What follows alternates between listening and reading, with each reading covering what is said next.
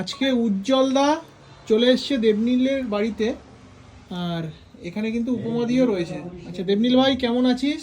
আমি খুবই ভালো আছি। দাদা এসছে, দিদি এসছে, আমি খুব খুশি হয়েছি।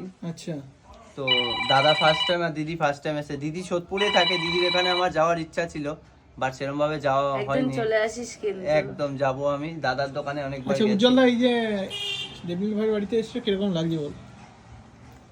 দাদা ভাইয়ের বাড়িতে এসছে, এটা তো আনন্দই ভালো লাগে কি? হ্যাঁ, খুবই আনন্দ দাদা যে এসছে। আচ্ছা দেবনীল ভাই ঘুগনির ব্যবসা আজকে ঘুগনির দোকান নিয়ে বসিস? ঘুগনির দোকানটা দাদা আমার রিসেন্টলি প্রচুর ব্যবসা চলছে না, একদমই প্রচুর ডাউন যাচ্ছে।